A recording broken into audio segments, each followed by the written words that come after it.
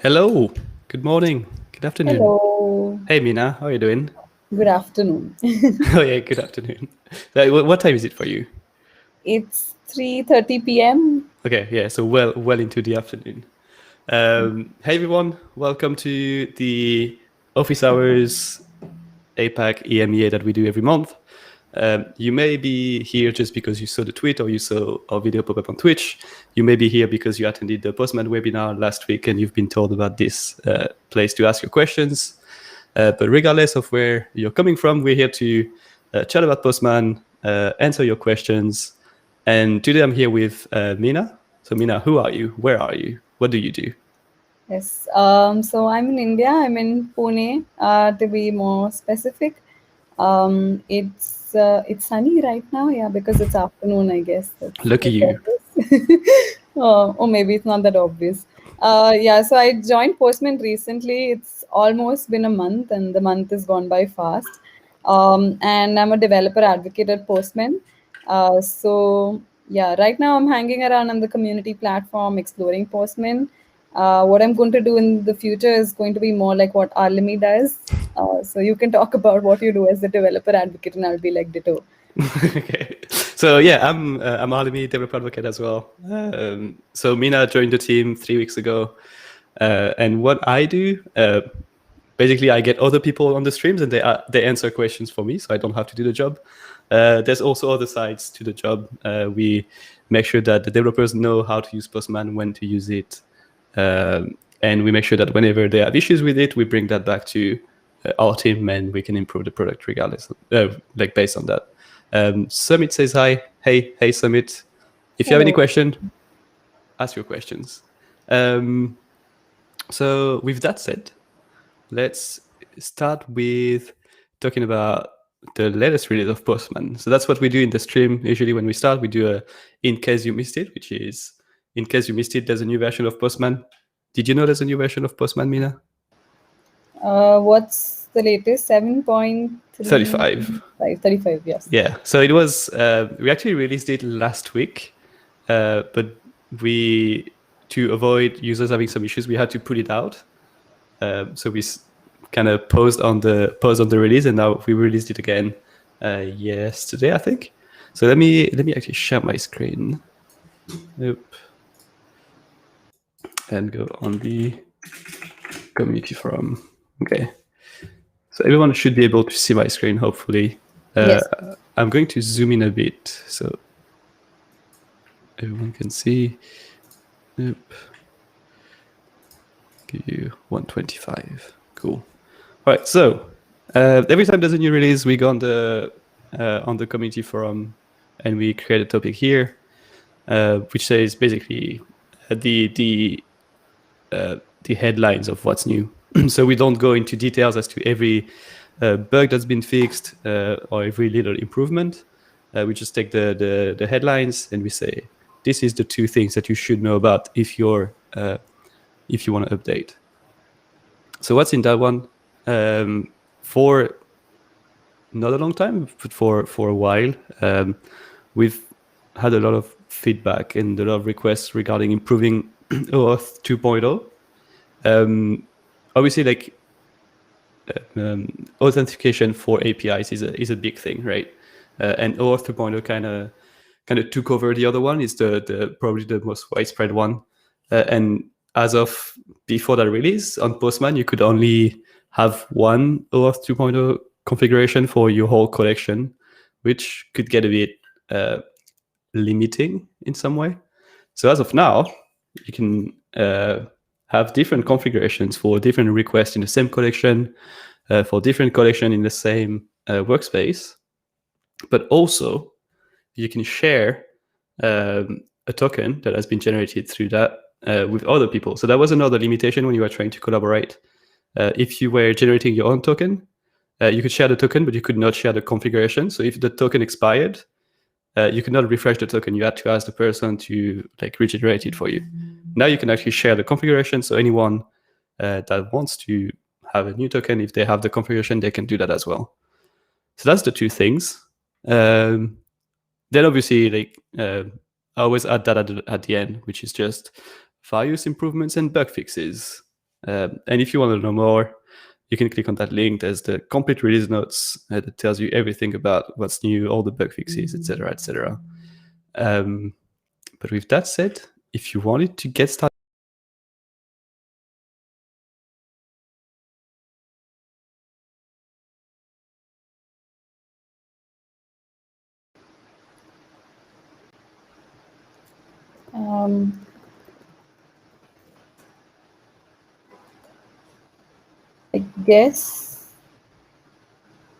I guess there's a bit of internet issue, Alimi, I think on your side.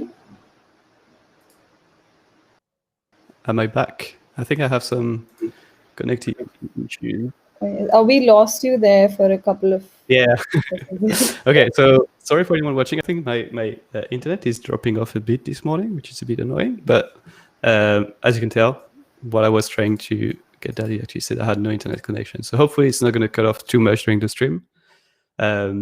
So what I was saying is, if you want to update your app, you can go to your app, click help, and check for updates. So I'm already up to date. So it says it's past one. If you were not up to date, you could update here.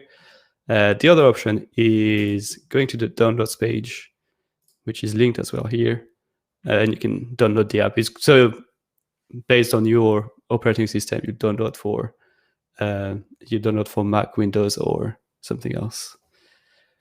Yeah, I think Sumit is actually saying he lost us. So I think I'm back for now, hopefully. Yeah. But if it cuts again, hang in there. I'll be back in. Yeah, I don't know what's happening. My internet is usually pretty stable, but today not so much. Cool. So we introduced ourselves, talked about what was new in Postman. Now what should we do? If there's no questions, we'd probably just chat about Postman and what you can do with Newman. I think Mina, you had a demo today, which was about Kubernetes API. Yeah, so what I was actually trying to do is I've usually used the command line for Kubernetes. So Kubernetes, for folks who don't know about it, it's useful for container orchestration. So there's kubectl, that's the command line for it. I wasn't aware that the command line actually calls the APIs on the Kubernetes API server. So I was trying to explore those APIs with Postman. And did you go to the documentation of Kubernetes API, or did you just try to figure out, like, from the command line, what were the different calls? Yeah. Do you want me to show Yeah. it to you? Yeah. I don't think you're sharing. You need to probably share your screen again. I don't know why it's not there. Oh, okay, there we go. Yeah. Now, Yep. can you see my terminal? Yep. Okay. So once I'm actually connected to the cluster, and I didn't actually go through the documentation. For somebody who is already familiar, since I'm very used to the command line already, what I just do is, so this is just a command to get pods. If I want to understand the APIs that it calls, I just increase the verbosity of the command. So there are different verbosity levels over here. So let's say I have, yeah, okay. So very, yes, very verbose. there's a ton of APIs that are being called, and that's one of the reasons why I didn't want to go through the documentations, because I was worried I'll get a bit lost. So I just found the APIs that I need to do things in Postman. So yeah, this is the one to get the pods. Okay, and what are all the calls above that? You don't need to do these ones, right? So I think what the command line library does, it does a lot of different things at the back before actually just fetching this one. Also, like authorization and stuff, right? Yeah, all of that, and yeah, there's a ton of other stuff. But this is the one that gets me the pods. That's what I've known. Okay, yeah, I was just wondering if you had to do all of these calls just for that request, that would not be interesting to use Postman instead of the command line. Yeah, that would so we'd probably go over again building another kubectl if I had to do all those same calls. Yeah, exactly. It's just the whole, that standard is not to my standards. Let's create a new one, and then it's just a new standard and a new standard and a new standard. Cool. So you did create a collection out of that, right? Yes. Do you want to show that one? Yes, I'm going to share that one. Okay. Oops.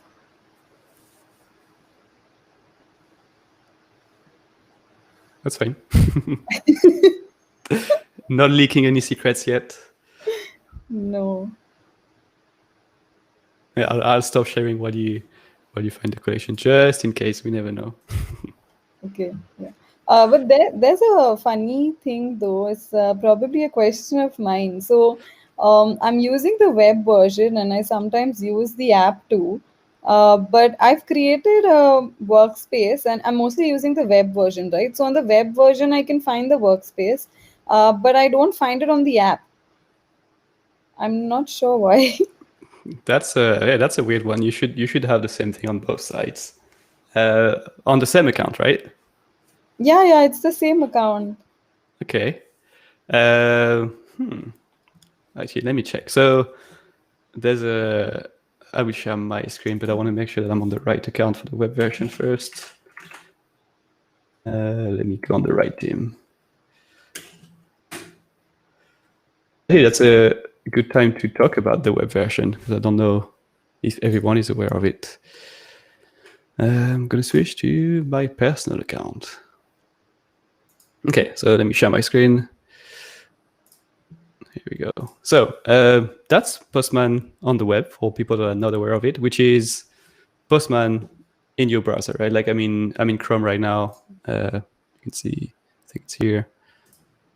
Just running normal Chrome. Probably need an update because I never update my things, but it's just Chrome. So I'm using Postman. There's two things I can do here. I can send a request through the browser, but some of them won't go through just because. So you can select an agent here. You've got browser and desktop. Browser means it just goes straight through the browser, but you run into some cross-origin request issues. So there's a small add-on you can download and install on your computer to have all the requests go through there instead, and then it just works like the app one. So let's see. I actually have the Postman API here. Yeah, there's a couple of questions I think on the bot as well about the Postman agent. Yeah, so the agent is it's a new concept, right? When you have the app, basically when you have the app installed on your on your PC, the agent is included into the app, so it's transparent to you that it goes through it. So we had to create that small add-on with the web version because obviously we can't just install something on your PC from the browser without you knowing about it. So it's a bit, it's a new concept. We'll probably do some improvement to that, so you can also call all type of APIs through the browser, with something that is called Cloud Agent. That's something that we've had requested a lot since we've released the this web version. So we'll see what happens there. Okay, I see. Yeah, there's a question I see on the stream. It's by Shruti. Hi, Shruti. So yeah, I think Shruti is a final year student and she's asking us how she could become a Postman student expert. Good question. So actually, this one is pretty easy, I think. If you go, actually, let's try. I don't know. So we released a new page on our website recently. I don't know if it's going to be indexed by Google, but if you do Postman student expert, the second link here, if you click student programs, there's all the information you need here. So how to become one? It says what you'll receive. So you'll get it's a bundle. You'll get some training, then you'll get a test, and if you pass that test, you get a badge. You're a certified student expert, and then you get access to you're in direct contact with us, basically. You have like your own student expert space on our community forum. You can ask us questions. We can kind of ask you as well if you have feedback. So that's the step one, and I think it's just a Google form. So if you go on that page, and I'll send it to the chat as well. It's being sent now. You should see it. Let me also show it on the stream. Click here. It's a Google form. Go through this, and then we'll reach out to you and tell you what you need to know to become one. The other one is if you're on the other side, if you're a teacher rather than a student, we have teaching kits that are available if you want to teach Postman to your classroom. That said, it can be, if you're a teacher, it can also be if you're a student expert and you have your own meetup, or you have your own, like, how do you call them at university? Kind of coding clubs, right? If you have one of these and you want to teach Postman to your coding club, then you can use that as well. So yeah, that's the page you want to be on. It's on the chat. Hopefully that answers your question. And I'm seeing, so I'm being told we have support people on the line that are always watching what I say because they never know what I'm saying. Apparently the workspace issue may be related to like some ongoing issue we have right now. So I could try to recreate it, but it may just be like a temporary issue. So let's put that on the current ongoing issue. I think actually, if you want to, we must have a status page somewhere. It says all system operational. So I'm guessing it's fixed now, and it shouldn't. So if you try creating a new workspace, you should now see it on both the app and the web. Let me try. So I'm on the web. I'll go team workspace, create new workspace, and test if it works. Cool. Team workspace, create. Okay, you're trying to create one on the web and check if it shows up on the app. Yeah, I'm trying the same. Let's see.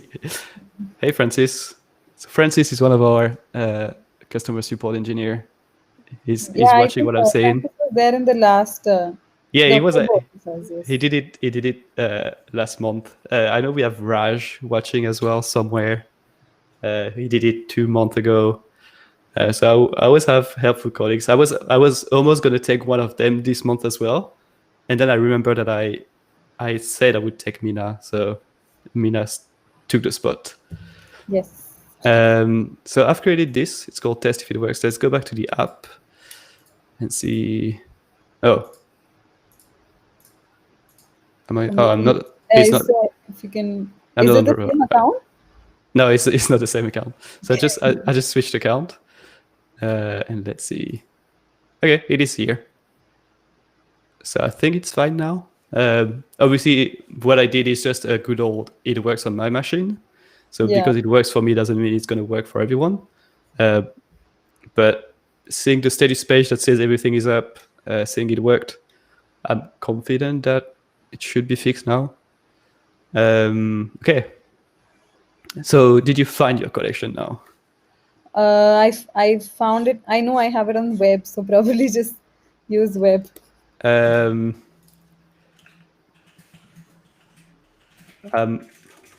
don't think we can use web.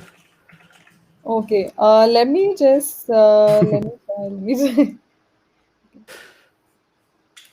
So that thing I can say is that we can't show web because as Postman employees, we have some obviously some things that you don't have access to yet as non-Postman employees, and we don't want to kind of spoil the surprise for you. So we're just going to keep sharing the app. Makes sense. Okay. Yeah. Okay. Exactly. I found it. Like other companies, we always leak stuff on the streams, right? But it doesn't matter.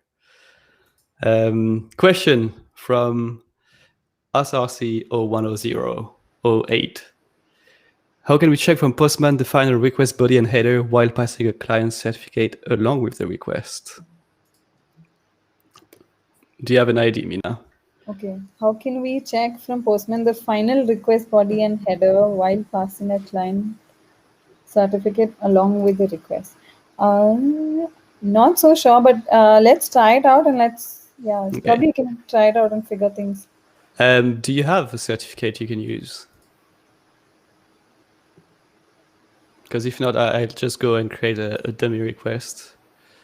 I think the easiest way to check the final what's being sent is to use the console. So if I create like that request, so this gives you the body response, right? Which is not enough and which doesn't seem to be what you're looking for.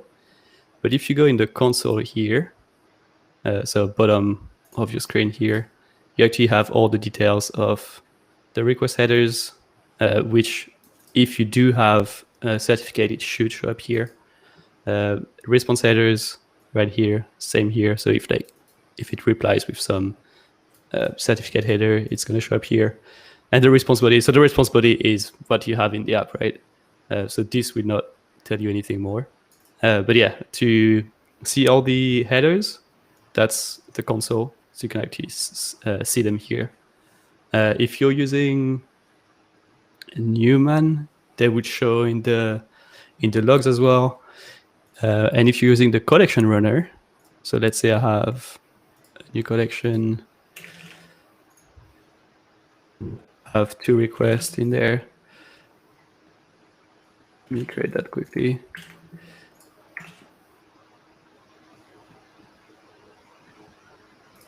So now I have a collection, 2 requests. So I could use the collection runner to run them together. I can do this and select these 2, run them. Same here, I have the console for the collection runner, which lists everything that happened during the run. So hopefully we can count that as 2 questions answered. If we did not answer, let us know. And if anyone else, if Mo Hagigi has a question, I know he always has good questions to ask. Go for it. But yeah, apparently there's people from my current company watching, but also from my previous company watching. Okay, question from Mo. Can you please explain how Newman can be used for continuous integration? Can the same be done by collection runner? So Mina, you've done some Newman stuff recently, right? Yes, and I found the workspace now. I think I had to refresh, or probably it wasn't under my personal workspaces, so that's where I was looking earlier. Okay. Let's see. Let me stop sharing, and then you can share yours. Yeah. Can you see this Kubernetes 101 thing here? Yeah, I'll start sharing your screen now. Great. Okay. Okay. So can you please explain how Newman can be used for continuous integration? Do you know about this one? Yeah. Okay. So what I usually do is just run one request after the other. Okay. Oops. Wow. Okay. Good start. Okay. Cool. Yeah. But what we can do is I can show you how to use Newman. Even though we can have failing tests in Newman. That's fine. Yeah. Yep. That's what the CD. That's what the CI server should actually help us with.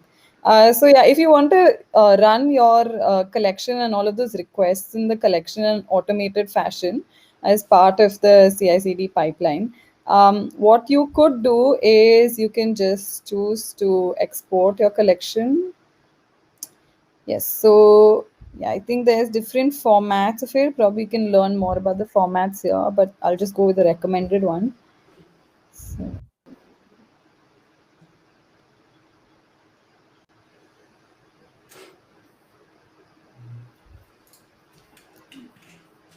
Okay.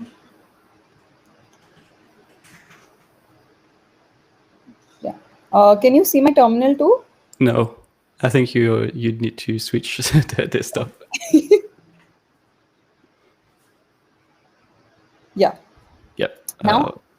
Yep. Okay.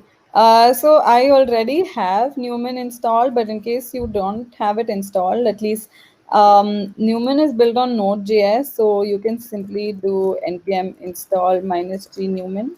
What I have done is I've just done a brew install Newman, so I have Newman here. Maybe it's there. Oops, minus H for help.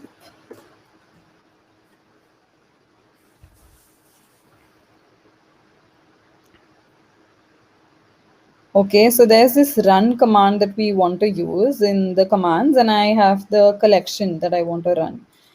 So what I'll probably do is Newman run. It's in my downloads. Yes, deployment collection JSON, and I'll just run it. I'm pretty sure it's going to fail. It's because it also requires certificates, and it was failing there. But yes, um, the fact that it's failing and you can catch it is good. Yeah, that's the whole point of it. Yeah. So this is simply how you can run it. What you could also do, one thing that has been useful is, if you have any environments.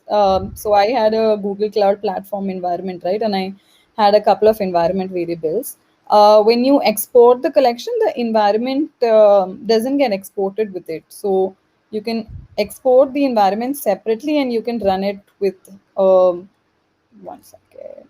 Yeah, you can run it with a minus E and then the environment. So I think I have it. Yeah. Would Yeah, this succeed? certificate is still missing, so it's still gonna fail. Okay, yeah, certificate is missing. Yeah, but Actually, at least the request gone to the correct IP. So the IP is actually part of my environment variables. can you show the table that it shows like the Oh overall yeah, test run, etc.? So I think that's yeah. that This part is is the code interesting. report. Yeah. Yeah. So if we compare, because I think the question was also can the same be done by collection runner? So this is how you use it in a CLI, in a CI/CD, right? It's the Newman CLI. You use it like any other CLI. You have your calls, and if it fails, you can stop your deployment.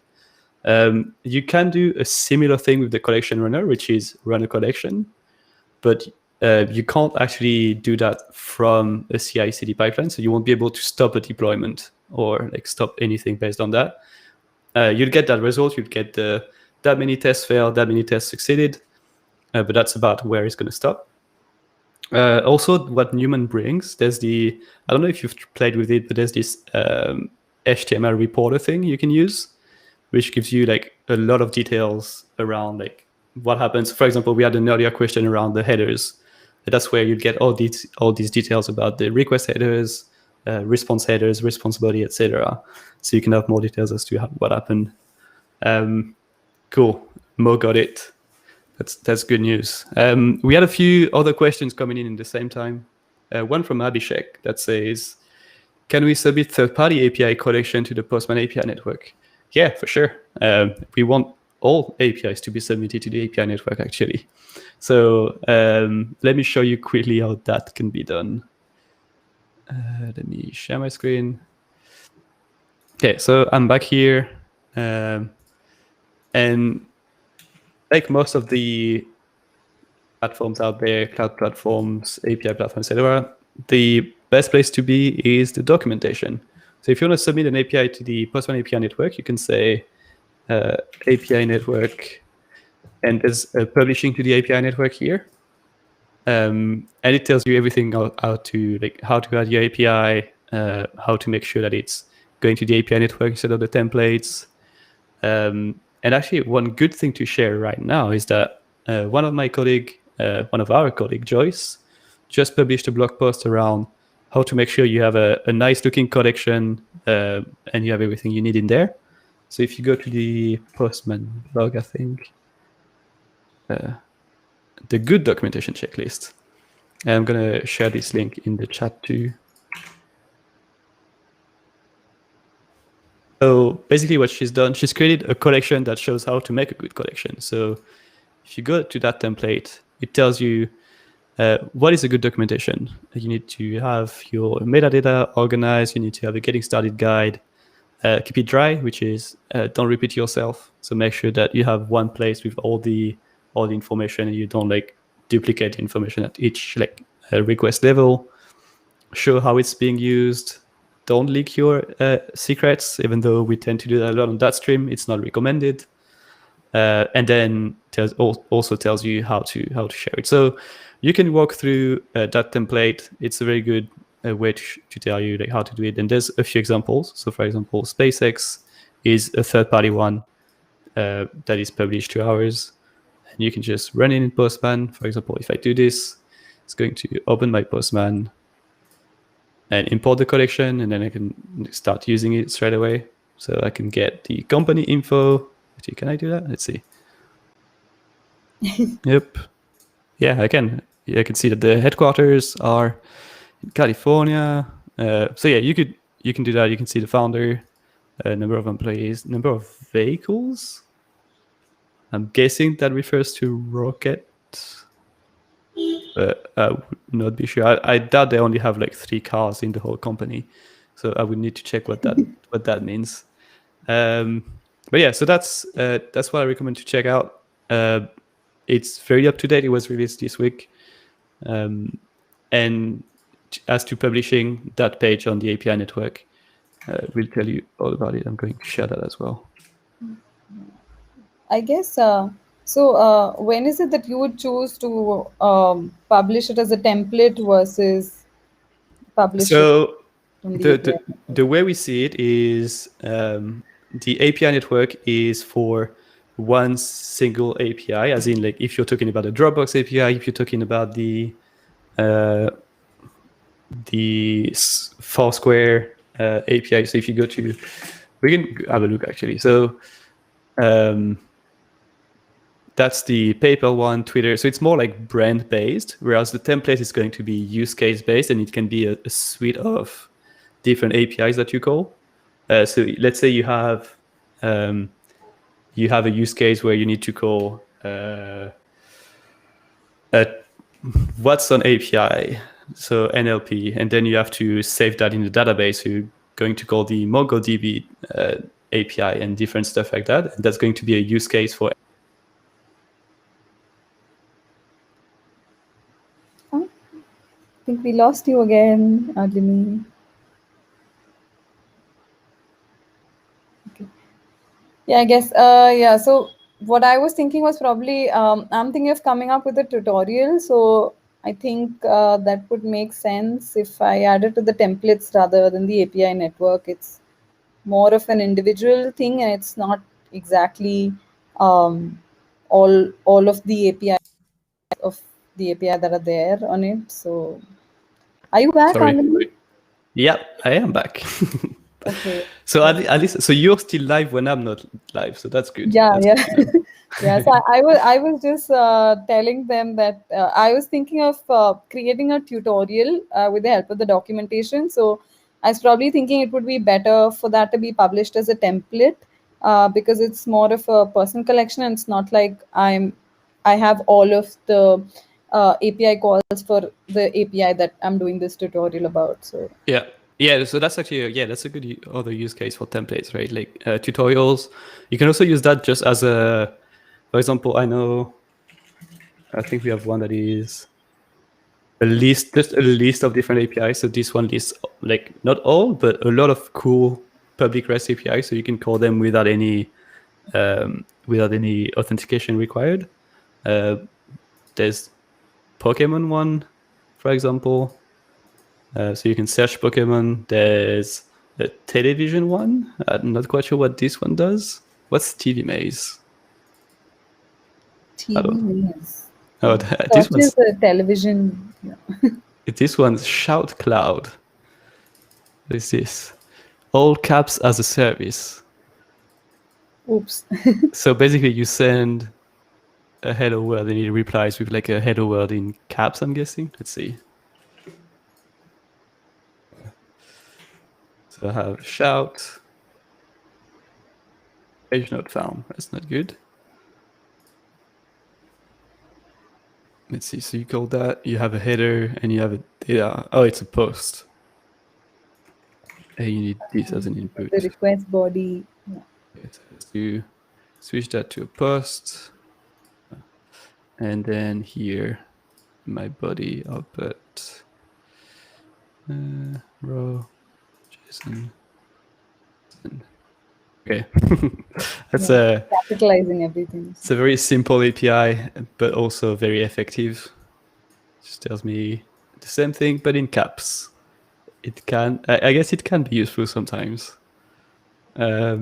Cool. So let me see. I think there was another question as well while we were away.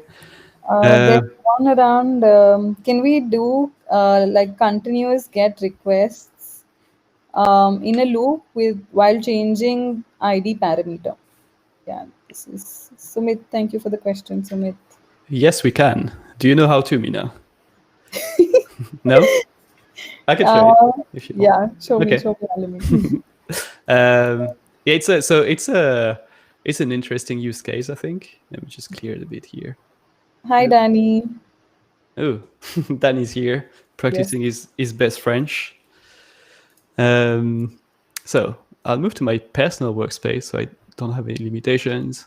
So the question is one request and update the ID every time you call the request. So one way to do that is to use environment variables. So I'll go ahead, create a new update ID each request collection, and I create a simple get request. And again, Yeah, there's people who like the dark mode as well. Yes. Want to switch the theme to dark. there we go, fixed. Yeah, I should do that Good every for the stream. eyes. Yeah. Do like half of the stream in light mode and half of the stream in dark mode so that I can please everyone. So here we have a request.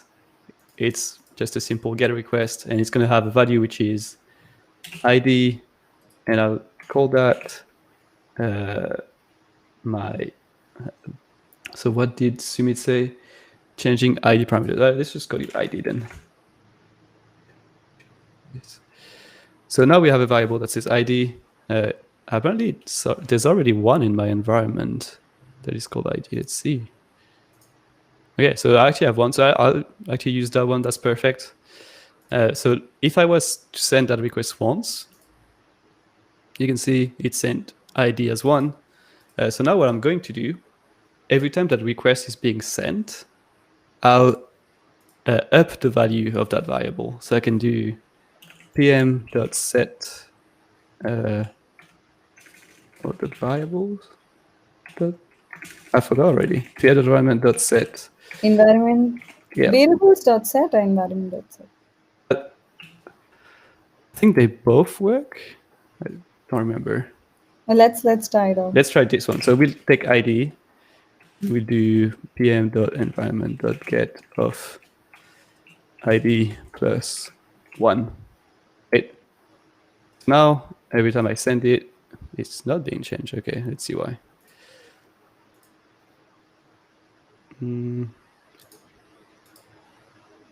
It's good that we have Danny on the stream. He can help me debug that now. There's snippets there as well to help in True. case. So let's check. Yeah, there's Get, set an environment variable there. yeah, that's environment.set, variable key, ID. I'm on the right environment. Maybe I can't do and get environment variable. Let's see. But you set it, so this test runs after the. Yeah, but because I'm So sending the you request send the several times. request and then you set it. So it won't reflect Oh, true. again. Good point. Wait, am I setting it after? 'Cause I'm just saying it's the value of ID. Oh, okay. So it is being moved, right? So now it's the value is 11. I'm just not sure why this is not I being. think it's maybe it's one and then it appends to it as a string. So that's why it's probably. True. That's probably it. But this should be. Oh, okay. So now it's 11. Okay, so that's working. And the reason why is that I hadn't saved the request. That's why I didn't say it. So let's do pass int. So we want pass int of this.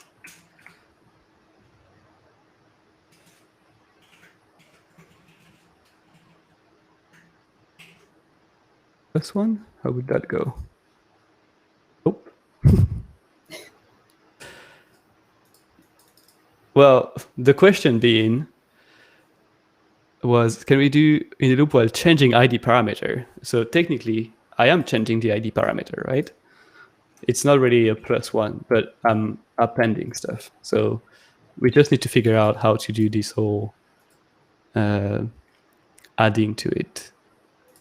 That's weird that it considers it as a string. So you're doing this manually, right? You're sending the request manually. Yeah. So now we can do a loop, right? Because you wanted to do it continuous GET request. So what we can do the collection runner on that single request. So I have my update ID each request. I need to select my get start environment. And what I can do, I can just say, I want to do 5. 5, okay. I was going for 10 straight away. Okay, so let's do 5. We save the responses so we're able to see what's happening. And we'll run it. So it's happening every time. Now I can look at where's my console? Console is gone. Maybe we can expand. If you click on any one of the operations, will it show you the body? Yeah. Okay. So the last one you can see. Oh, now it's doing it. Okay. Oh, I hadn't saved the request again. Okay, I really need to get into the habit of saving. Okay. So first one you can see it sends with 112. Second one it sends with 113, 114, etc. So that's an easy way to just have an ID that keeps updating. The trick is not to use how do you say, a hard variable or whatever the name is. You just use an environment variable and you do some changes to it in either the test, which is run after the request is sent, or in the pre-request script, which is run before the request is sent. And then whenever it's going to get called, because that variable is being updated, it will send it with the new value. So hopefully another question answered. Do you think, there's also this, what if I have this request, right, where I'm supplying the ID. And there's also the option of setting the next request. What if I set the next request to myself? So I think that's where you get into the good old infinite loop, probably. Yeah. Just wanted to see it and break. Okay. Well, so actually, I would try it, but I'm just worried that it would actually do an infinite loop, and it's going to actually cut the stream which is running on my computer. Okay, so I'm not going to try it. Later, yeah. But that's a good thing to talk about, actually. So there's a way to create workflows. So what I did here from the collection runner, it's one request, I run over it over and over. But you can actually build workflows. So if you look for request workflows, this one teaches you how from one request you can call another one just by using the name. So you put that in the pre-request script. You say, after that request, I want you to go to this request or that request or that request, and you can then create a flow of requests. And actually, it does say you can loop over the current one. Putting the name of current one. Actually, loop over the current request. Okay. Okay, so it does say while looping over one request. Okay, the logic. Yeah, make sure that there's logic to stop it. Yeah, that makes sense. Okay, so that's good to know as well. Okay, let's see. RCRC follow-up question. How is the pretty log and row log formatting different in Postman console? Observe that we received more info in... Oh, it's not complete. We received more info in pretty log format than in row while using a client certificate. That's interesting. I do not know. Probably let's add a client certificate and check. Okay, do you have one handy? I have one. I have a CA certificate. Let's switch to your screen then. Yes. I don't have a one handy. Yep. Yeah, that's good. Cool. Yeah. Oops. Okay. Let's see. No, I was saying, how do I get the body if the request fails? we actually need to have the certificate. Okay, so I found this. I need a CA certificate for this one. I have one.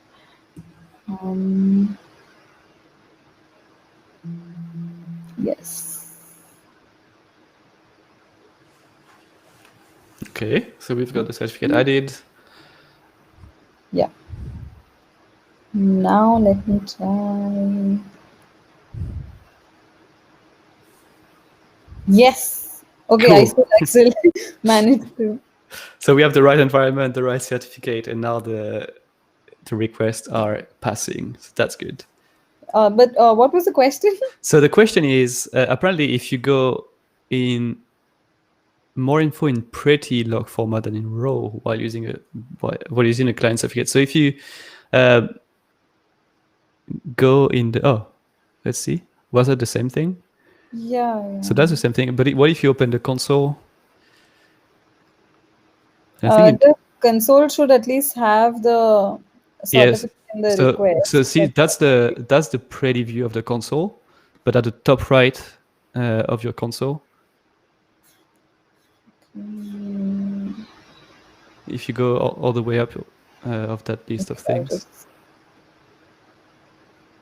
there's a show row log to the right. Oh, this one. Yeah. So he's saying that there's more info in pretty log format than in raw while using a client certificate. Okay. So let's see. Is it because I used the CA certificate? I should have used the other one. So actually, I would need. I think we would need more info because we're not going to go through all of this. I think that's and compare the raw and pretty. Can you give us more info as to like what's the actual difference? Like what's the info you get in pretty that you don't get in raw, for example? That would help us. That would help us help you actually.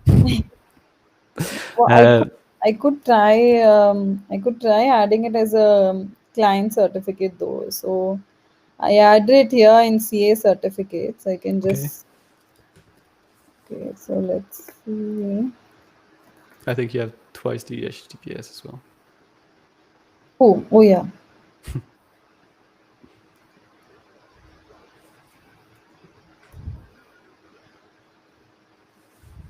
Okay. And I'll just clear this.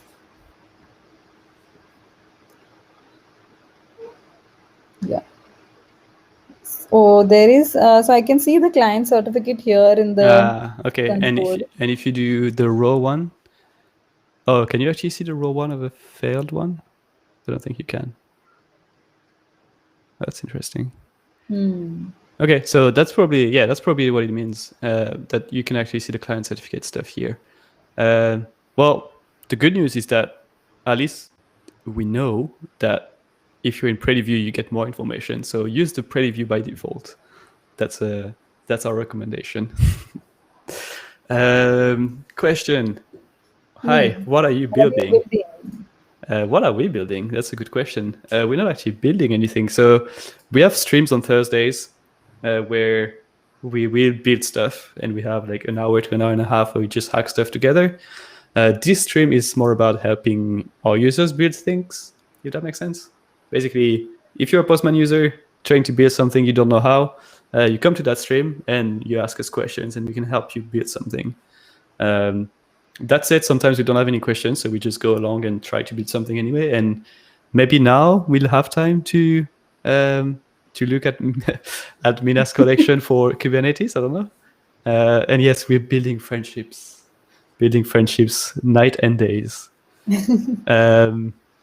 Yeah. So, do you want to try showing your collection? Yeah, sure. You can help me get the request working. Okay. Yeah, there's no guesswork that it's all going to fail, but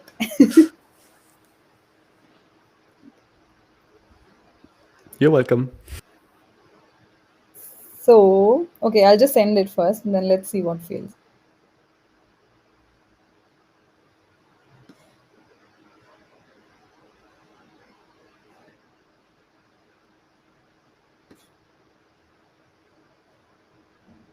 Okay. Oh, that's because I don't require the client certificate. I just remove this one. The CA certificate is something that I do require, so I will just. Okay. Yeah. I'm here again. Yeah. Saying it's forbidden. I think you Okay. have to do it all again because I cut off again. Oh, oops. No, I just went in the settings and I removed the client certificate. Okay. That's not something that I needed. I needed a CA certificate, so that's already added. Um, And it yeah, so I failed. think there's nothing wrong with Postman over here. It's just the user that I'm trying to use. Okay, so this user doesn't have the proper Yeah, rights to. Okay. but let's check another API. So this one So, is so the getting thing your is, list of I posts. was using it on web, right? So I'm not sure how Yeah. much of it I've saved, and that's why. Uh, okay. Yeah, look, it says system anonymous. Yeah, So it's project. probably just a matter of like changing that system user to like not admin, but like one of the user you've created that would have the proper rights, right? Yeah, so there's one more thing that I had to do. Um, yeah, I had a pre-request script where I was adding the header. Uh, That and it's seems to gone. have not yet gone. Okay. We can hunt for it. So just quickly in the meantime, question from XYZ Prewadne, I'm guessing. Yeah, I don't know how to pronounce names, I'm sorry. If documentation of API isn't full, there is a way to find how to send a request. The functionality work on front end. Okay. So I think the question is that someone is trying to use an API that is not fully documented, but I want to find a way to use the API anyway. Well, that's the number one problem of people trying to use APIs. I think it's that most APIs are poorly documented. Not most, but quite a few are like missing info as to like how to use it. So my recommendation would just be to either try to reach out to the API owner and ask them how to use it. If they have a community forum, if they have a GitHub repository, because the only way you can try to find how it works is to poke around. Like if it's a known API or like type of API, you can always try the usual like /login, etc. But you'll never go as fast or as like it's never going to be as helpful as just asking the people that are owning the API. And last question that we have is in API docs, how to mention if a parameter is optional, required, and is data type. I think we are coming up with the optional required thing. It's not there yet, but we're going to add it. It's probably the same for data type.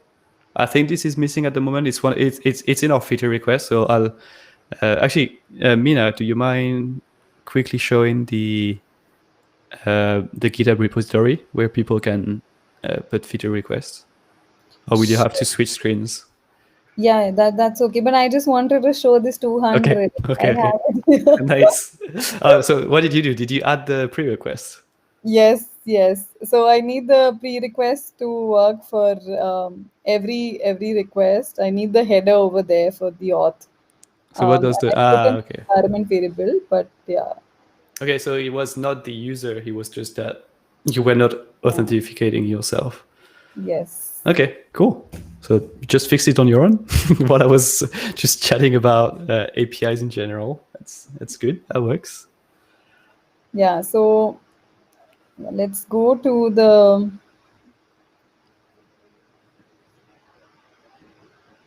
Yeah, you need to close that page before I can share. Oops. Okay, I'm bad at this. No, it's fine. It's good I have a preview before sharing. Okay. Let me share again. Okay, so we're going to show you how to look at feature requests that are already there, how to submit one. Okay, I will share. Oh, wait. Oh, yeah. Okay, that's cool. No, help me. Help me. So we want to go to GitHub, Yes. the Postman Labs repository. Yep, that's the one. And then there's the Postman app support here in the pinned one. That's the first one. So in this one, if you go to issues, you can have a look at all the issues that are already open. And so you can filter by feature request, you can filter by bugs, you can filter by all of these things, or like by type of, like, for example, if you're talking about certificate, there's a certificate tag. If it's a question about console, there's a console tag, etc. So yeah, for example, you can see there's a few feature requests for the certificates. So if it was a question around that, that's what you can do. Here, your question is around documentation, so you could just filter by documentation as well. And then to create a new issue. Sure, I try that. Yeah. So there's a new issue button, and then you have the different types. It's gonna come with a template, so please use the template that is there. So let's say you use a feature request or like any of these. See, there's stuff already there. So please make sure that you use what's there. Actually give us the information, because we have sometimes a few feature requests that are just, I want to achieve X, and that's it. And then fair enough, we get the request, but it's hard for us to know what would be the best way to solve that issue for most users. So the more info we get, the better we can actually help the users by creating the best way to solve that issue. Hey, harsh reality. You're joining just as we are going off, I think, as we're about to end the stream. But if you have a quick question, just go for it. We have 1 more minute. And if not, I think we'll just we answered so many questions again. It's like the first time like we did that stream, there was not a lot of people attending, and now the more we do it, the more people are coming around asking their questions. So that's good. Yeah, that's pretty cool. Cool. So I'm not seeing any more question. Let's cut now before my internet cuts me off again. What's your favorite feature of Postman? What's your favorite feature? My favorite feature of Postman is being able to go anywhere on the internet, ask a question, and have Danny answer the question. That's the best feature of Postman.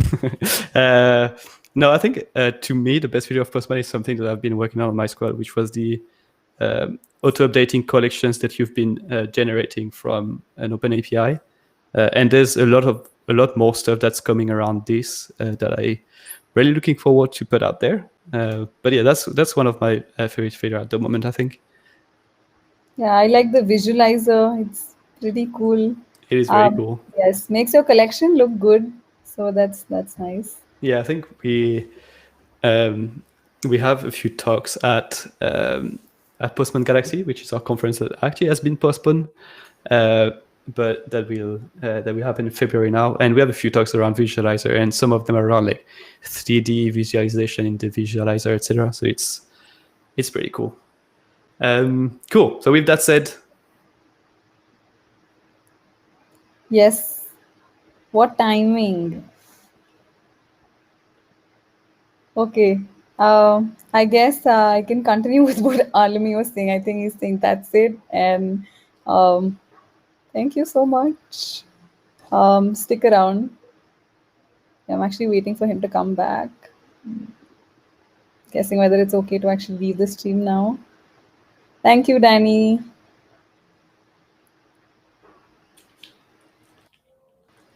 see? Yes. I told you all we should have cut before. I said goodbye for you. Yeah, but I still decided to stick around and wait to come back. So yeah, I told you all I should have cut before my internet connection dropped off again.